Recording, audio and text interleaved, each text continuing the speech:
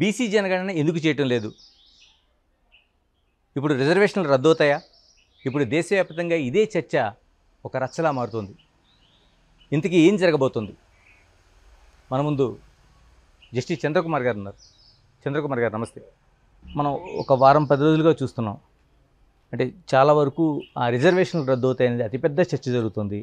మరోవైపు బీసీ గణన ఎందుకు చేయటం లేదనేది, ఎందుకు జరగటం లేదు సార్? చాలా కాలంగా ఒక పెండింగ్లో కనిపిస్తున్న సమస్యగా బీసీ గణన కనిపిస్తుంది. ఎందుకు చేయటం లేదు? ప్రభుత్వాలు మారుతున్నాయి. అంటే మన భారత రాజ్యాంగంలోనే మనం సోషో ఎకనామిక్ పొలిటికల్ జస్టిస్ అని రాసుకున్నాం అన్నట్టు. అంటే సామాజిక, ఆర్థిక, రాజకీయ న్యాయం అందరికీ ఇస్తామని చెప్పేసి మనం రాజ్యాంగంలో రాసుకున్నాం. ఆర్టికల్ 14 ప్రకారంగా right to equality, equal opportunity, అంటే సమానత హక్కు, అందరికీ సమాన అవకాశాలు ఉండాలని రాసుకున్నాం. ఇదే రాజ్యాంగంలో మన దేశం ఎటువైపు వెళ్ళాలా, పరిపాలన ఎలా చేయాలా, పాలకులు ఎలా ఉండాలా, ఏమేం పనులు చేయాలా అనేది చాప్టర్ 4లో ఆదేశిక సూత్రాల్లో మనకు చెప్పడం జరిగింది. ప్రజల జీవన పరిస్థితులు మెరుగుపరచాలా, ఆరోగ్య పరిస్థితి మెరుగుపరచాలా, ప్రకృతిని కాపాడుకోవాలా, ఇలా చాలా విషయాలు మనం రాజ్యాంగంలో చెప్పడం జరిగింది అన్నట్లు. అంటే ఈవెన్ అన్టచబిలిటీని రద్దు చేయడం అనేది ఫండమెంటల్ రైట్లో మనం చెప్పడం జరిగింది. అన్టచబిలిటీని అంటరాని పూర్తిగా రూపుమాపాలని కూడా రాజ్యాంగంలో రాసుకున్నాం. అంటే ఆ రోజు ఉన్నటువంటి ఒక సామాజిక ఆర్థిక పరిస్థితులు అందరూ అధ్యయనం చేసి, ముఖ్యంగా డాక్టర్ బాబాసాహెబ్ అంబేద్కర్ అధ్యక్షతన జరిగినటువంటి ఒక కమిటీ ఇవన్నీ విషయాలకు రాజ్యాంగంలో మనం పొందుపరుచుకున్నాం. ఇప్పుడు 1950లో వచ్చింది రాజ్యాంగం అమల్లోకి, జనవరి 26. మరి ఈరోజు 74 సంవత్సరాలు దాటిపోయింది. 75 సంవత్సరాలు ఇప్పుడు, 75 ఇయర్స్. 75 ఇయర్స్ చిన్న కాలమేం కాదు. ఒక తరం గడిచిపోతుంది. ఒక రకం చెప్పాలంటే ఒక తరం 2 తరాలు అయిపోతాయి. అలాంటప్పుడు ఎంతవరకు మనం సామాజిక న్యాయం సాధించినాం, ఎంతవరకు ఆర్థిక న్యాయం సాధించినాం అనేది చాలా ముఖ్యమైనటువంటి ఒక సమస్య. ఈరోజు అంటే ఈ జనగణనకు సామాజిక న్యాయంకు చాలా దగ్గర సంబంధం ఉంది. జనగణనకు సామాజిక న్యాయానికి ఎందుకు సంబంధం ఉంది? జనగణన అంటే అసలు ఒక రకంగా చెప్పాలంటే సమగ్రమైనటువంటి సర్వే చేయడం అన్నట్టు. సమగ్రమైన సర్వే అంటే ఎప్పుడో బ్రిటిష్ వాళ్ళ కాలంలో జరిగింది సమగ్రమైన సర్వే. తర్వాత ఇండిపెండెన్స్ వచ్చిన తర్వాత ఇంతవరకు జరగలేదు. 75 ఇయర్స్లలో సంపూర్ణమైనటువంటి జనగణన ఎప్పుడు జరగలేదు. జరిగిన గతంలో ఒక 4-5 సంవత్సరాల క్రితం జరిగినప్పటికీ కూడా వాటి యొక్క వివరాలు బయట పెట్టలే. ఇప్పుడు కొన్ని రాష్ట్రాలు కూడా చేసినాయి. ఇప్పుడు కేసీఆర్ కూడా ఒకరోజు మొత్తం సర్వే అంతా చేయించాడు, కానీ ఆ సర్వే రిపోర్ట్స్ మళ్ళీ బయట పెట్టలే. ఎందుకు పెడతలేరు అనే సమస్య. ఎందుకు పెడతలేరంటే అనేక కారణాల వల్ల మన సమాజంలో అన్ని వ్యత్యాసాలు చాలా ఎక్కువైపోయాయి. ఆర్థిక వ్యత్యాసాలు. ఇప్పుడు ఒకప్పుడు 10,000 ఎకరాల భూములు, 5,000 ఎకరాల భూములు, 20,000 ఎకరాల భూములు ఉండేటి. ఒకరికి ఏమాత్రం భూమి లేకుండా వెట్టి చాకిరీ చేసుకునే పరిస్థితి, పొలాలలో కూలీగా చేసుకునే పరిస్థితి. అంటే ఒక ఆయన పెద్ద బంగ్లాలా ఉంటే ఒక ఆయన పూరి గుడిసెలు ఉండడం, తిండి కూడా లేకుండా ఉండే పరిస్థితి అన్నట్టు. ఇప్పుడు కూడా చూసుకుంటే ఆర్థిక వ్యత్యాసాలు ఎంత విరిగిపోయినాయి భారతదేశంలో అని అంటే ఊహించడానికి వీల్లేదన్నట్టు. అదానీ యొక్క రోజువారీ ఆదాయము 17,600 కోట్లు రోజుకు ఆదాయం. 17,600 కోట్లు పర్ డే ఇన్కమ్ అతనిది. ఇప్పటికి మీరు చెప్తుంటే 75 సంవత్సరాలు అయిపోయింది. ఎందుకు జనగణన? అందులో ప్రత్యేకంగా జనగణన చేస్తేనే కదా రిజర్వేషన్ల అమలు సంపూర్ణంగా జరగడానికి అవకాశం. ఇప్పుడు విషయం ఏంటంటే ఆర్థిక తారతమ్యాలు, సామాజిక ఒక వ్యత్యాసాలు మన సమాజంలో. అంటే ఉన్నత కులాలు, కింది కులాలు, ఇవన్నీ ఉన్నాయి సమాజంలో. ఇవి ఎలా ఏర్పడ్డాయి, ఎప్పుడు ఏర్పడ్డాయి, అది ఒక డిఫరెంట్ సబ్జెక్టు. దానిలోకి మనం ఇప్పుడు వెళ్ళాల్సిన అవసరం లేదు. కానీ సరి అయినటువంటి లెక్కలు చేస్తే ఎవరి పరిస్థితి ఏంటో తెలుస్తుంది.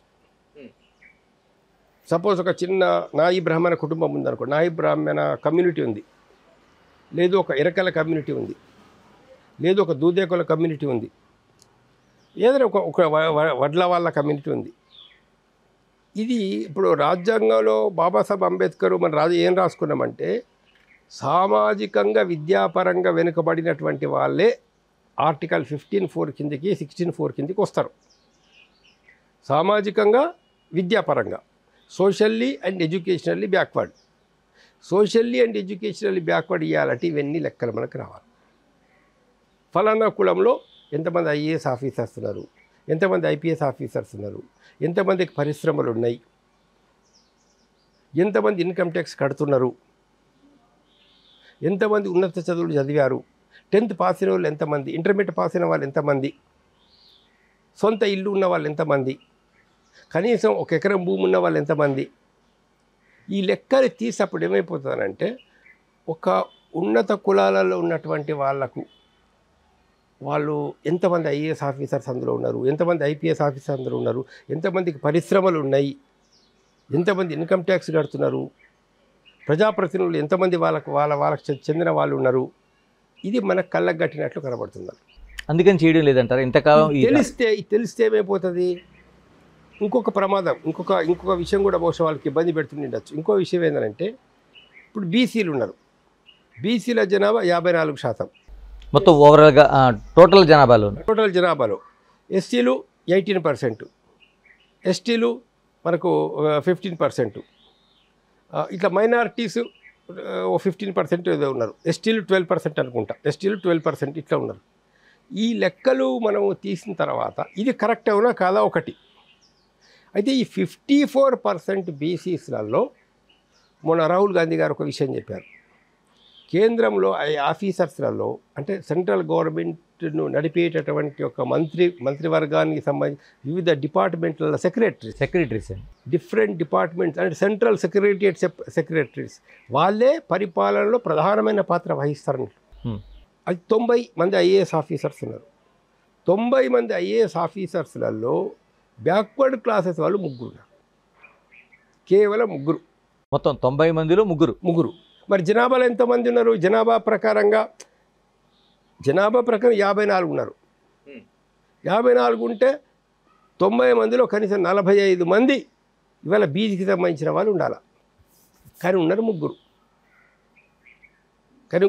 ఇప్పుడు సపోజ్ మొత్తం తెలంగాణ అసెంబ్లీ కావచ్చు, ఆంధ్ర అసెంబ్లీ కావచ్చు, మహారాష్ట్ర అసెంబ్లీ కావచ్చు, ఎక్కడైనా కావచ్చు, మనకు ఇప్పుడు 119 శాసనసభ సీట్లు. 119 శాసనసభ సీట్లలో జనాభా రీత్యా బీసీలు ఎంతమంది ఉండాలా, ఎంతమంది ఉన్నారు? ఇప్పుడు ఇంకో కులం అగ్రకులం అనుకోండి. ఈ అగ్రకులం అనేటటువంటిది ఏదైతే సమాజంలో మనం చెప్పుకుంటున్నామో వాళ్ళు జనాభాలో ఎంత % ఉన్నారు? 1% కూడా లేరు, 0.5% కూడా లేని వాళ్ళు ఇవాళ 30 మంది 40 మంది ఎమ్మెల్యేలు ఉంటారు. 1% కూడా లేరు వారు జనాభాలో. 1% కూడా లేనటువంటి వాళ్ళే ప్లానింగ్ కమిషన్ మెంబర్ ఉంటాడు. 1 కమిషన్ లేనటువంటి వాళ్ళు ఏతుందో ఇవాళ మంత్రివర్గంలో ఒక 5-6 మంది మంత్రులు ఉంటారు, డిఫరెంట్ చైర్మన్లుగా ఉంటారు. ఇది తెలిస్తే అప్పుడు ఏమైపోతుందంటే ఈ మిగతా కులాలలో చదువుకున్నటువంటి వాళ్లకు ఏం జరుగుతున్నది సమాజంలో అంటే వివక్షత ఎంతవరకు ఉన్నది అని. ఇప్పుడు గవర్నర్ల అపాయింట్మెంట్ చేయాలి, ఎవరిని చేయాలా? ఇప్పుడు గత 10 ఏళ్లలో బీజేపీ సెంట్రల్ గవర్నమెంట్ ఉంది, ఎంతోమంది గవర్నర్ల ఎక్కడైతే రాజ్యాంగం ప్రకారంగా రిజర్వేషన్స్ ఇవ్వాలో రిజర్వేషన్స్ ఇవ్వనటువంటి అన్ని పోస్టులలో మీరు ఎస్సీ ఎస్టీ బీసీలు దానిలో వాళ్ళ జనాభా కంటే కూడా చాలా తక్కువ, 1%, 2%, 3% కూడా లేదు. ఎందుకు సార్ ప్రభుత్వాలు ఎందుకు ఇంత తాత్సారం చేస్తున్నాయి? ఎందుకంటే అంతకుముందు మండల కమిషన్ అనేది పెద్ద ఎత్తున వచ్చింది, దానికి వ్యతిరేకంగా దానికి అనుకూలంగా అనేక ఉద్యమాలు జరిగినాయి. తర్వాత మన్మోహన్ సింగ్ దానికి సంబంధించిన ఒక కమిటీ అనేది అన్నారు. ఎందుకు ఇంత తాత్సారం జరుగుతుంది? అదేనండి ఇప్పుడు విషయం ఏంటంటే, ఇప్పుడు ఫిగర్స్ బయటకు వస్తే ఈ కులాలకు సంబంధించినటువంటి వాళ్ళలో చైతన్యవంతమైన వాళ్ళు ప్రశ్నిస్తారు. ఫలానా కులం జనాభాలో ఇంత % ఉంది, వీళ్ళకి రిప్రజెంటేషన్ ఎంత ఉంది, ఎందుకు లేదు మాకు రిప్రజెంటేషన్ అనే ఆలోచన వస్తుంది. సపోజ్ మొత్తం తెలంగాణలో భూములన్నీ లెక్క తీసుకోండి మీరు, ఎన్ని కోట్ల ఎకరాల భూములు ఉన్నాయి మొత్తం. లేదు ఒక రంగారెడ్డి జిల్లా చిన్న ప్రాంతం తీసుకోండి, ఒక ప్రాంతం. ఈ ప్రాంతంలో మొత్తం ఎన్ని లక్షల ఎకరాల భూములు ఉన్నాయి. ఈ ఇన్ని లక్షల ఎకరాల భూముల లోపల 1 ఎకరం కంటే ఎక్కువ ఉన్న 5 ఎకరాల కంటే ఎక్కువ ఉన్నటువంటి వాళ్ళు, లేక 20 ఎకరాల కంటే ఎక్కువ ఉన్నటువంటి వాళ్ళు ఏ కులం వాళ్ళు, లేక ఏ వర్గానికి చెందినటువంటి వాళ్ళు. అప్పుడు మనకు ఆర్థిక వ్యత్యాసం తెలుస్తుందండి సమాజంలో. ఈ ఆర్థిక వ్యత్యాసాలు తెలిస్తే ప్రజలకు చైతన్యవంతం వచ్చేసి అందులో అంటే ఇంకెవరో అంటే మా ఓట్లతోటి గెలిచినటువంటి వాళ్ళు రాజ్యాంగాన్ని అమలు చేయడం లేదు, సామాజిక న్యాయం తీసుకురావడం లేదు, ఆర్థిక న్యాయం తీసుకురావడం లేదు అనేటటువంటి ఒక ఆలోచనలు ప్రజలకు వస్తాయన్నారు. సరే, ఇప్పుడు దేశవ్యాప్తంగా జరుగుతుంది, రాష్ట్ర వ్యాప్తంగా జరుగుతుంది. బీజేపీ ప్రభుత్వంలోకి మళ్ళీ వస్తే ఈ రిజర్వేషన్లు అనేవి ఉండవు అనేది అతిపెద్ద చర్చ జరుగుతుంది. మీరు చాలా కాలంగా దీన్ని ఫాలో అవుతూ వస్తున్నారు. అంటే మన దేశంలో మొదటి నుంచి ఒక 2-3 రకాల సిద్ధాంతాలు ఉన్నాయి. 2 రకాల సిద్ధాంతాలు ఏంటనంటే, వ్యవస్థ ఏది మంచిది, ఎలాంటి ప్రభుత్వాలు ఉంటే మంచిది. చాలామంది ఒక అభిప్రాయం ఏంటంటే, త్రేతాయుగంలో చాలా బాగుండే,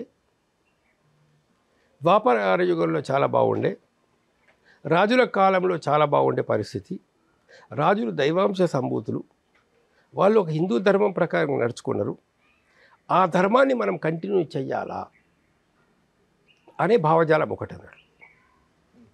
మరొక భావజాలం ఏంటంటే, మనది ఒక డెమోక్రటిక్ కంట్రీ, ఇక్కడ ఇది ప్రజలకు సంబంధించినటువంటి కంట్రీ కాబట్టి ఇక్కడ కులమత భేదాలు ఉండకూడదు, వివక్షత ఉండకూడదు, అందరూ సమానమే, అందరికి సమాన అవకాశాలు ఉండాలా, అందరు అభివృద్ధికి చెందాలా.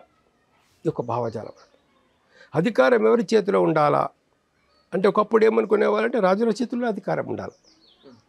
ఈవెన్ ఓటింగ్ హక్కు ఎవరికి ఉండాలనే విషయంలో చాలా పెద్ద డిస్కషన్ జరిగింది. అంటే జమీందారులకు, జాగీల్దారులకి ఓటు హక్కు ఉండాలని కొందరు వాదించారు, కొందరు కనీసం BA పాస్ అయిన వాటికి ఓటు హక్కు ఉండాలని వాదించారు. మరి ఆ రోజుల్లో BA ఎవరు చదువుకుంటారు? ధనవంతులే చదువుకుంటారు కదా. సో ఇలాంటి ఒక పరిస్థితులు ఉన్నారు. కాబట్టి ఏంటంటే వాళ్ళు ఈ యొక్క ఆర్థిక వ్యత్యాసాలు అనేటటువంటిది ఉన్నప్పుడు దాన్ని వాళ్ళు కొనసాగించాలనుకుంటారు.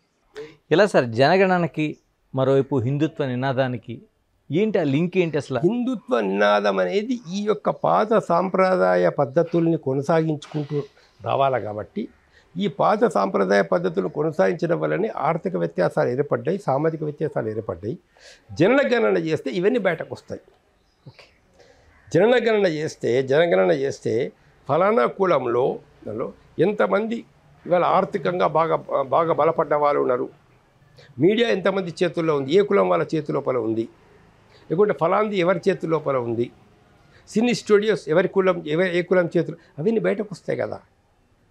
అప్పుడు ఆలోచిస్తారు జనం, అదేంటి ఒక కమ్యూనిటీ వాళ్ళు, ఒక కులం వాళ్ళు ఇంత సంపాదించుకోవడం ఏంటి అనేటువంటి ఆలోచనలు వస్తాయన్నారు.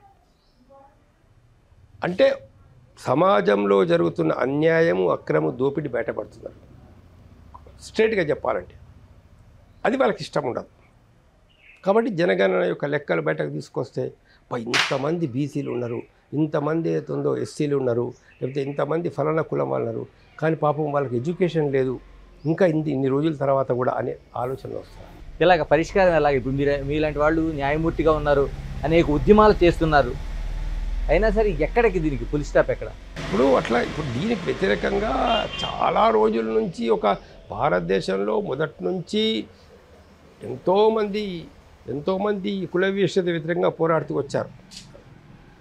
నారాయణ గురు, పులే, బాబాసాహెబ్ అంబేద్కరు, చాలామంది, ఇప్పుడు తమిళనాడులో పెరియారు, వీళ్ళందరూ కూడా భారతదేశంలో ఇప్పుడు ఈవెన్ యోగులలో కూడా కుల వివక్షత రామానుజాచార్యులు కూడా కుల వివక్షత ఉండద్దని చెప్పాడు. సో ఈ కుల వివక్షత వ్యతిరేకంగా పెద్ద ఎత్తున ఉద్యమాలు, పోరాటాలు జరుగుతూ వచ్చినాయి. అందులో అన్ని కులాల వాళ్ళు కూడా ఇవాళ పెళ్ళిళ్ళు చేసుకోవచ్చు, యజ్ఞాలు చేయొచ్చు, యాగాలు చేయొచ్చు, చదువుకోవచ్చు అనేటువంటి భావన తర్వాత బలపడింది. కులం అనేది ఇప్పుడు వెనకాకపోతున్నదండి. కులం అనేటటువంటిది ఇప్పుడు సమాజంలో డామినేటింగ్గా నా దృష్టిలో ఉండలేదు. అందరూ ఇప్పుడు కొంచెం అవకాశం వస్తే బీటెక్ చదువుతున్నారు, ఎంటెక్ చదువుతున్నారు, ఐఏఎస్ అవుతున్నారు, ఐపీఎస్ అవుతున్నారు, వ్యాపారాలు చేస్తున్నారు. సో ఇప్పుడు కులం అనేది ఇదివరకు వృత్తితో ఉండే. ఫర్ ఎగ్జాంపుల్ బంగారం పనిచేసేటటువంటి వాళ్ళని విశ్వబ్రహ్మణులు అనేవాళ్ళు ఒకప్పుడు. కంసాలి విశ్వబ్రహ్మణులు అనేవాళ్ళు. ఇవాళ మార్వాడీలో వచ్చేసి పెద్ద పెద్ద బంగారం షాపులు పెడుతున్నారు. ముస్లిమ్స్ కూడా పెద్ద పెద్ద బంగారు షాప్ పెడుతున్నారు. అంటే ఏ కులం వాళ్ళు అదే వృత్తి చెయ్యాలనేటటువంటిది ఎప్పుడో పోయింది సమాజం లోపల. ఇప్పుడు మళ్ళీ ఆ పాత కులాలను పట్టుకోవడం ఏంటి? అందుకని అయితే కుల వివక్షతలను సమాజం లోపల లేకుండా చేయడానికి వర్ణాతర వ్యూహాలు, ఒక ప్రోగ్రెసివ్ ఐడియాలజీ ఇదంతా డెవలప్ అవుతూ వస్తున్నటువంటి సమాజం లోపల ఇది సమాజంలో జరుగుతున్నటువంటి ఒక ఆర్థిక వివక్షత కానీ సామాజిక వివక్షత కానీ బయటపడితే అధికారం ఉన్న వాళ్ళని ఛాలెంజ్ చేస్తారు జనం. అందుకని వద్దంటారు వాళ్ళు. చంద్రకుమార్ గారు, ఫైనల్గా చెప్పండి. ఇప్పుడు ఏదైతే రాహుల్ గాంధీ 90 మంది సెక్రటరీలో 3 మాత్రమే ఓబీసీలు కనిపిస్తున్నారని చెప్పారు. మరోవైపు మీరు 54% జనాభాలో ఉన్న బీసీలు వాళ్ళకి కావాల్సిన ప్రాతిపదికన ఉద్యోగ విద్యా అవకాశాలు దొరకటం లేదని చెప్తున్నారు. అంటే ఏం చేయాలి ప్రభుత్వాలు? ఇప్పటికైనా ఏమైనా చేయాల్సిన రూట్ కరెక్ట్గా ఉందా, లేకపోతే ఇప్పుడు ఉండే ప్రభుత్వాలు కొనసాగితే దీనికి అడ్డంకులు ఏర్పడే అవకాశం ఉందా? సెంట్రల్ సెక్రటరీలోనే కాదు, గవర్నర్ పోస్టులల్లా, మినిస్టర్ల పిఏ పోస్టులల్లా మొత్తం మీరు లెక్క తీయండి. సెంట్రల్ గవర్నమెంట్ సెంట్రల్ మినిస్టర్స్ ఎవరు, వాళ్ళ పిఏలు అందరిది ఏ కులం. సెంట్రల్ మొత్తం డిపార్ట్మెంట్లన్నీ వాళ్ళ ప్రిన్సిపల్ సెక్రటరీస్ ఎవరెవరు ఉన్నారు. మొత్తం గవర్నర్ ఎంతమంది భారతదేశం లోపల ఈ గవర్నర్ ఏ కులానికి చెందినటువంటి వాళ్ళు. ఎన్ని పోస్టులు ఎక్కడైతే రిజర్వేషన్ రూల్ ఆఫ్ రిజర్వేషన్ లేకుండా అపాయింట్మెంట్ చేసిన పోస్టులు ఉన్నాయో అవన్నీ కొన్ని వర్గాలకే కొన్ని కులాలకే పరిమితమైనవి. ఒకటి. ఇప్పుడు ఇవన్నీ సమాజం లోపల పోవాలి అని అన్నప్పుడు ఫస్ట్ విషయం ఏంటంటే పరిపాలన చేసేటటువంటి వాళ్ళు. ఒకప్పుడు రాజకీయాలు ఎవరు ఉండేవాళ్ళండి? భగత్ సింగ్ ఎందుకున్నాడు రాజకీయాల్లో? సుభాష్ చంద్రబోస్ ఎందుకున్నాడు రాజకీయాల్లో? పోనీ మహాత్మా గాంధీ లాంటి వాళ్ళు ఎందుకున్నారు? బాబాసాహెబ్ అంబేద్కర్ డబ్బులు సంపాదించుకోవాలి కదా బాబాసాహెబ్ అంబేద్కర్కు. బాబాసాహెబ్ అంబేద్కర్ తలుచుకుంటే ఎంత గవర్నర్ పోస్ట్ కూడా వచ్చేది ఆయనకు. ఆయనకున్న డిగ్రీలు ఇంకెవరికి లేదు. పోనీ ప్రాక్టీస్ చేసుకున్న కోటాను కోట్లు సంపాదించేవాడు ఆయన. డబ్బు చూడలేదు, పదవి చూడలేదు ఆయన. సమాజంలో ఒక మంచి మార్పు. అలాంటి భావాలు ఉన్నటువంటి వ్యక్తులు, ఒక వ్యక్తి కాకపోవచ్చు, అంటే బాబాసాహెబ్ అంబేద్కర్ లాంటి భావజాలం ఉన్నవాళ్ళు, భగత్ సింగ్ లాంటి దేశ కోసం నా ప్రాణమైన వాళ్ళకి సిద్ధంగా ఉన్నా అనేటటువంటి వాళ్ళు, నేతాజీ సుభాష్ చంద్రబోస్ లాంటి వాళ్ళు, వీళ్ళు అధికారంలోకి రావాలి. అప్పుడు ఏముంటుంది? ధైర్యం ఉంటుంది. నన్ను చంపినా పర్వాలేదు, నేను దేశం కోసం చేస్తానటువంటి భావన వరకు ఉంటుంది. ఇది చెయ్యాలి, ఇది అన్యాయము, ఇది న్యాయం, ఇది చెయ్యాలని ఉంటారు. ఇప్పుడు అధికారం ఉన్న వాళ్ళకి ఏముంది? ఇప్పుడు అధికారం ఉన్న వాళ్ళకి మళ్ళీ ఎలక్షన్లు ఎట్లా గెలవాలా, దానికి డబ్బులు ఎలా సంపాదించుకోవాలా, ఎవడు ఎంత ఫండ్ ఇస్తాడు, మరి 500 కోట్లు ఫండ్ ఇవ్వాలంటే ఇప్పుడు మొన్న ఎలక్ట్రల్ బాండ్స్ వచ్చినాయి. ఎలక్ట్రల్ బాండ్స్లో ఒకడు 25 కోట్లు ఇచ్చాడు, ఒకడు 50 కోట్లు ఇచ్చాడు, ఒక వ్యక్తి 100 కోట్లు ఇచ్చాడు, ఒక వ్యక్తి 500 కోట్లు ఇచ్చాడు. ఆ లెక్కనే బయటకు వచ్చింది. 500 కోట్లు ఉన్న వాళ్ళకి ప్రభుత్వం ఎంత కాంట్రాక్ట్ ఇచ్చిందో బయటకు వచ్చిందా? 50 కోట్లు ఇచ్చిన వాడికి ఏ పనులు గవర్నమెంట్ ఏ లైసెన్సులు ఇచ్చిందో, ఏ పర్మిట్లు ఇచ్చిందో లెక్కకు వచ్చిందా? బయటకు రాలే. అది వస్తుంది. ఇప్పుడు రాజకీయ నాయకులు యొక్క పరిస్థితి, ఇప్పుడున్నటువంటి రాజకీయ నాయకులకు ప్రజలకు మేలు చేయాలనే ఉద్దేశము లేదు. సమాజాన్ని నిజమైన సమాజం మార్చాలనే ఉద్దేశం లేదు. ఒక మంచి మార్పు తీసుకోవాలనే ఉద్దేశం లేదు. కమిషన్, ఈ 500 కోట్ల బిల్డింగ్ కట్టిస్తే 100 కోట్లు కమిషన్ వస్తుంది. 50,000 కోట్ల రూపాయలు ప్రజలకు కట్టిస్తే 10,000 కోట్ల కమిషన్ వస్తుంది. ఎవడున్నాడు ఇప్పుడు అసెంబ్లీలో, పార్లమెంట్లో, మంత్రివర్గంలో? 40% మంది క్రిమినల్స్ ఉన్నారు. మర్డర్ కేసులో ఉన్న వాళ్ళు ఉన్నారు, రేప్ కేసులో ఉన్న వాళ్ళు ఉన్నారు. They are our parliament members. 40% of them. Assembly మెంబర్స్లో ఎంతమంది? మనం ఏంటంటే అలాంటి వాళ్ళని మన ప్రజలు ఎన్నుకుంటున్నారు. ప్రత్యామ్నాయం లేదు. ఒకటి నిజమైన ప్రత్యామ్నాయం ఉంటే, బలమైనటువంటి ప్రత్యామ్నాయం. ఎన్టీ రామారావు ఒకసారి నేను ప్రత్యామ్నాయం అన్నాడు, ప్రజలు ఓట్లేదు గెలిపించారు. అరవింద్ కేజ్రీవాల్ ప్రత్యామ్నాయం బలంగా ముందుకు వచ్చాడు, ప్రజలు గెలిపించారు. ఒకప్పుడు జనతా పార్టీ వచ్చింది ప్రత్యామ్నాయాన్ని గెలిపించారు. నిజమైన నాయకులు ధైర్యంగా కనుక ముందుకు వచ్చినట్లయితే ఒక ప్రత్యామ్నాయం ఏర్పడితే ఏమవుతుంది? ఈ దేశం నాది, ఈ ప్రజలు నా రైతులు నా వాళ్ళు. రైతులు ఎంత ఇబ్బంది పడుతున్నారు, మరి వాళ్ళకి ఏం ధర ఇవ్వాలా, ఎంత గిట్టుబాటు ధర ఇవ్వాలా? రైతు దగ్గర నువ్వు 80 రూపాయల కేజీ చొప్పున కందులు కొంటావు, మార్కెట్లో 160 దొరుకుతుంది. రైతుల దగ్గర టమాటాలు 4 రూపాయల కేజీ, 2 రూపాయల కేజీ చొప్పున కొంటారు వ్యాపారస్తులు. మన రిలయన్స్ షాప్లో పోతే మనకు 40 రూపాయల కేజీ దొరుకుతుంది. 4 రూపాయలు ఎక్కడ, 40 రూపాయలు ఎక్కడ? చూడండి ఎంత. అటు రైతు దోచుకోబడుతున్నాడు, ఇటు కొనుగోలుదారు దోచుకోబడుతున్నాడు. ఇది ఎట్లా పోతుంది? ఈ డబ్బు మీద ఆశ లేనటువంటి వ్యక్తి, ఈ వ్యాపారస్తుల దగ్గరికి వెళ్ళి కమిషన్ తీసుకోవాలనే ఉద్దేశం లేనటువంటి ఒక వ్యక్తి, రైతులకు నిజంగా లాభం చేయాలనే వ్యక్తి కరెక్ట్గా నిర్ణయం చేసి ఓ రైతుకి ఇంత రేట్ ఇవ్వాలా, ఓ టమాటా నేను 10 రూపీస్ చొప్పున కొంటా రైతు దగ్గర, మార్కెట్లో 12 రూపాయలకు అమ్ముతా. కందులు 100 రూపాయలకు చొప్పున అవుతుందో మనం 10,000 క్వింటాల్ చొప్పున రైతుల దగ్గర కొందాము, ప్రజలకు 120 చొప్పున ఇద్దాము, ట్రాన్స్పోర్ట్ అవన్నీ కలుపుకొని. ఈ ఉద్దేశం ఉన్నవాళ్ళు ఉంటే, అంటే దోపిడీ చెయ్యాలా, దోపిడీ చేయొద్దా? విద్య ఎవరికి ఇవ్వాలండి? రాజ్యాంగం ఏం చెప్తుంది విద్య విషయంలో? ఉచిత విద్య ఇవ్వాలని చెప్తుంది రాజ్యాంగం. ఒకప్పుడు ఉచిత విద్య వచ్చింది ఫస్ట్లో, తర్వాత ఏమైపోయింది? కార్పొరేట్ యూనివర్సిటీలు, కార్పొరేట్ వైద్యం. ఎవరికి లాభం జరుగుతున్నది? అంటే కేవలం ఇన్వెస్ట్మెంట్ చేసేటటువంటి వాళ్ళు రాజకీయాలలోకి వచ్చి, ఇన్వెస్ట్మెంట్ చేసేవాళ్ళు రాజకీయ అధికారంలోకి వచ్చేసి ఈ ప్రభుత్వాన్ని వాళ్ళ వ్యాపార ప్రయోజనాల కోసం మరింత డబ్బులు సంపాదించుకోవడం ఉపయోగించుకుంటున్నారు. దానివల్ల ఈ వ్యత్యాసాలని వస్తున్నాయి. మరోవైపు బీజేపీ చెప్తున్న దాంట్లో ఒకవైపు మేము రిజర్వేషన్కి వ్యతిరేకం కాదంటుంది, ఒకవైపు చాలామంది మీడియా ముందుకు వచ్చి రాజ్యాంగాన్ని మారుస్తామంటారు, రిజర్వేషన్ వ్యవస్థ ఉండద్దంటారు. బీజేపీ యొక్క పార్టీ సిద్ధాంతం ఏంటిది? వాళ్ళకు నాయకులు ఎవరు? గురుజీ గోల్వాల్కర్ ఏం రాసినాడు? ఆర్ఎస్ఎస్ యొక్క సిద్ధాంతకర్త. దాని తర్వాత ఆర్ఎస్ఎస్ను లేదా బీజేపీ పార్టీని స్థాపించినటువంటి వాళ్ళు ఒరిజినల్గా ఏమి రాసినారు? సావర్కర్ తన రచనలో ఏం రాశాడు?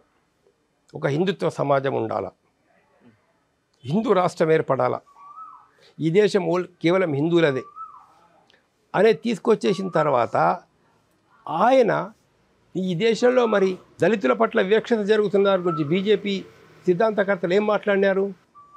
మీకు ఒక చిన్న ఎగ్జాంపుల్ చెప్తాను మీకు. ఈ కుల వివక్షత అనేటటువంటిది భారతదేశాన్ని ఎంత వీక్ చేసింది అని అంటే, అనేక యుద్ధాల్లో భారతదేశం ఓడిపోవడానికి కారణం కుల వివక్షత.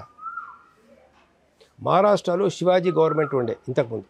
శివాజీ అన్ని కులాల వల్ల మిలిటరీలో చేర్చుకున్నాడు, దళితులను చేసుకున్నాడు, మైనార్టీలను చేర్చుకున్నాడు. అందరూ శివాజీ గారి మిలిటరీ లోపల ఉండేవారు. శివాజీ వెళ్ళిపోయిన తర్వాత సరే అతని కొడుకు చనిపోయినాడు, చంపేసినారు, అది వేరే విషయం. మహారాష్ట్రలో పీష్వాలని అధికారంలోకి వచ్చినారు. వీళ్ళు బ్రాహ్మణికల్ భావజాలం, ఒక మనువాద భావజాలంతో ఉన్నవాళ్ళు. నరాన ఈ యొక్క మనువాదం అనేది నిండిపోయిన తర్వాత వాళ్ళు ఏమన్నారంటే, మన మిలిటరీలో దళితులు ఉండడానికి వీల్లేదు అన్నారు. ఎందుకు? ఆ మిలిటరీ వాళ్ళందరూ కుక్క దగ్గర కూర్చొని తినాలా, కూర్చొని పరేడ్ చేయాలా? మరొక బ్రాహ్మణు, ఒక వేరే ఠాకూరు, లేకపోతే ఒక మరాఠీకి చెందిన వ్యక్తి ఇంకో దళితుడితో పాటు పక్కన కూర్చొని తినడం అనేటటువంటి సరైన పద్ధతి కాదు. అది ఏం చేయాలి? దళితులందరినీ తీసేయన్నారు మిలిటరీలకి. ఒక్క కలం పోటుతో 2,000 మందిని తీసేశారు ఉద్యోగంలోకి. ఏ కారణం? కులం, కేవలం కుల వివక్షత వాళ్ళు తీసేశారు. మరి వాళ్ళు ట్రైనింగ్ పొందారు, వాళ్ళు ఎన్నో రోజుల నుంచి సైన్యంలో ఉన్నారు, ఎప్పటి నుంచో వాళ్ళు ఉన్నారు. కానీ వీళ్ళు అధికారంలోకి వచ్చేసిన తర్వాత, అంటే ఇప్పుడు బీజేపీ మెంటాలిటీ ఉన్న వాళ్ళు అధికారంలోకి వచ్చేసిన తర్వాత వాళ్ళందరినీ తీసేసినారు. తీసేసిన తర్వాత ఏమైపోయింది? బ్రిటిష్ వాడు వచ్చి దాడి చేశాడు. ఈ దళితులందరూ వచ్చి పీచోళ్ళని అడిగినారు. ఇది చరిత్ర. అయ్యా మమ్మల్ని మళ్ళీ ఉద్యోగం తీసుకోండి, బ్రిటిష్ వాడు వచ్చాడు ఉద్యోగం చేస్తున్నాం అంటే మిమ్మల్ని తీసుకోమన్నారు. మేము మరి ఇప్పుడు ఎందుకు 2 మాటలు ఎందుకు చెప్తున్నారు? మీరు చెప్తున్న దాంట్లో ఒక స్పష్టత ఉంది.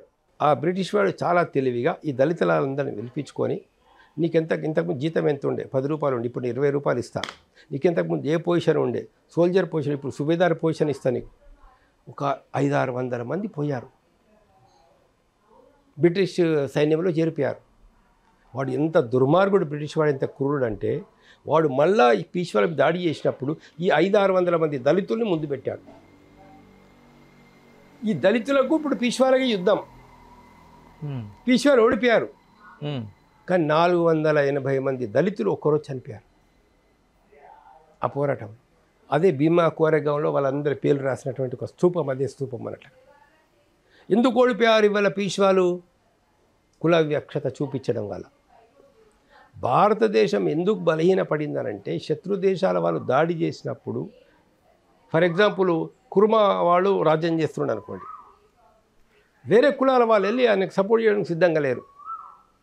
లేదు ఒక దుర్మార్గుడైన క్షత్రియుడు పరిపాలన చేస్తున్నాడు అనుకోండి, అప్పుడు వేరే బీసీ కులాల వాళ్ళు, ఎస్సీ కులాల వాళ్ళు ఈ రాజుకు కంప్లీట్ సపోర్ట్గా పోవడానికి రెడీగా లేరు. ఈ వివక్షత వల్ల భారతదేశం బలహీనపడ్డది. మోడీ గారు అదే చెప్తున్నారు, అమిత్ షా కూడా మేము రిజర్వేషన్ తీసేయమండి, రాజ్యాంగాన్ని మార్చము, రిజర్వేషన్ తీయమండి. అని నీ చరిత్ర ఏంటిది అది చూడు. మీ నాయకులు గతంలో ఏం చెప్పారు, మీ తీర్మానాలు ఏమున్నాయి అవి చూసుకో. నువ్వు నిన్న ఏం మాట్లాడినావు, నువ్వు ఇవాళ ఏం మాట్లాడుతున్నావు? నువ్వు రిజర్వేషన్ల వల్ల టాలెంట్ పోతున్నది అని మీరు కదా స్టేట్మెంట్ ఇచ్చింది. రిజర్వేషన్లు వద్దని కదా ఆర్ఎస్ఎస్ ఓపెన్గా చెప్పినటువంటిది. మీరు ఆర్ఎస్ఎస్ డైరెక్షన్స్ ప్రకారం దేశాన్ని నడిపే వాళ్ళు కదా. ధర్మం అంటే వాస్తవంగా చెప్పాలంటే కూడా దైవము, దైవభక్తికి ఈ వివక్షత ఉండకూడదు. నిజమైన హిందూ అయితే, నిజమైనటువంటి హిందూ కనుకైతే ఆత్మజ్ఞానం ఉండాలి. రమణ మహర్షి, రామకృష్ణ పరమహంస, షిరిడి సాయిబాబా ఆస్తి మీద ఉండదు, డబ్బు మీద ఉండదు, వాళ్ళకు కులమత భేదాలు ఉండవు ఎక్కడ కూడా దానిలో. కానీ ఇవాళ మనము ఇవన్నీ చూపించి పైకి ఇవన్నీ రిజర్వేషన్స్ వద్దని చెప్తున్నాడు బీజేపీ వాడు అంటే నమ్మాలా మనం? ఏమి నమ్ముతామండి? బ్లాక్ మనీ బయటకు తీసుకొస్తున్నావు, ఎక్కడ తీసుకొచ్చినావు? సంవత్సరానికి 2 కోట్ల ఉద్యోగాలు ఇస్తున్నావు, ఎక్కడ ఇచ్చినావు? ఆర్థిక తారతమ్యాలు తక్కువ చేస్తున్నావు, ఎక్కడ తక్కువ చేసినావు? కార్పొరేట్ వాడు బ్యాంకుల్ని దొబ్బి, బ్యాంకుల్ని ముంచి వాడు లక్షల కోట్ల రూపాయలు అప్పులు చేస్తే ఆ అప్పులు మన ప్రజల సొమ్ముతో కట్టావు. 14 లక్షల కోట్లు, 1 కాదు, 2 కాదు, 3 కాదు, 4 కాదు. అందుకని ఏంటంటే వాళ్ళ బీజేపీ వాళ్ళు వాళ్ళ సిద్ధాంతరీత్యా కానీ, వాళ్ళ ప్రణాళిక ప్రకారం కానీ వాళ్ళు ఈ రాజ్యాంగానికి వ్యతిరేకం. వాళ్ళ సిద్ధాంతరీత్యా వాళ్ళు రిజర్వేషన్కి వ్యతిరేకం. ఓన్లీ హిందుత్వమే, హిందువులే పరిపాలించాలా, హిందూ రాష్ట్రం అనేది ఏర్పడాలంటారు. హిందూ రాష్ట్రం అనేది వైదిక ధర్మం మీద ఆధారపడ్డది. వైదిక ధర్మం చతుర్వర్ణ వ్యవస్థ మీద ఆధారపడ్డది. చతుర్వర్ణ వ్యవస్థ మనువాదం మీద ఆధారపడి ఉన్నది. మనువాదాన్ని తప్పని చెప్పానండి బీజేపీ వాళ్ళని. రిజర్వేషన్స్ కావాలి అంటే రిజర్వేషన్స్ మీరు తీసేయమంటున్నారు కదా, ఫస్ట్ మనువాదం తప్పని చెప్పండి, అప్పుడు మీరు రిజర్వేషన్ తీసేస్తామని ఒప్పుకుంటాం. ఒకవైపు మనువాదం కరెక్ట్ అని చెప్పుకుంటూ మేము రిజర్వేషన్స్ ఉంచుతామని మీరు ఎలా చెప్పగలరు? భారతదేశంలో ఈ ప్రస్తుతం మట్టుకు కాంగ్రెస్ మేనిఫెస్టోలో ఆయన రాహుల్ గాంధీ కూడా చాలా స్పష్టంగా కులగణన చేపడతాను, సామాజిక న్యాయం తీసుకొస్తానని చెప్పి చెప్తున్నాడు. మన రాష్ట్రంలో కూడా ఇవాళ ఇక్కడ ప్రభుత్వం జనగణన చేస్తా అని చెప్పేసి నోటిఫికేషన్ ఇవ్వడం, అసెంబ్లీలో తీర్మానం చేయడం జరిగిందన్నాడు. వీళ్ళు రాజ్యాంగ లక్ష్యాలని నెరవేర్చడం కోసం వీటికైనా కట్టుబడి ఉండాలి. ఒక మంచి నిర్ణయం చేశారు రాహుల్ గాంధీ గారు, చాలా మంచి నిర్ణయం చేశారు. దాన్ని మేము అప్రిషియేట్ చేస్తున్నాం. కాంగ్రెస్ గవర్నమెంట్ కూడా కులగణన చేయాలంటే ఒక నిర్ణయం అనేది మంచి నిర్ణయం అని చెప్పేది భావిస్తున్నాం. ఇది సామాజిక న్యాయం వైపు సమాజాన్ని ముందుకు తీసుకుపోవడానికి ఉపయోగపడుతుందని చెప్పేసి మేము భావిస్తున్నాం. Okay sir, thank you very much Chandrakumar గారు. ఇది అంటే సమాజంలో అసమానతలు పోవాలి, దీనికి సామాజిక ఆర్థికపరమైన సమానత్వం రావాలంటే ఖచ్చితంగా జనగణన జరగాలి, ఇందుకు సంబంధించిన అవకాశాలు జనగణన ప్రాతిపదికగా జరగాలనేది ఒక స్పష్టమైన అభిప్రాయం కనిపిస్తోంది. Signing off, this is Ganesh.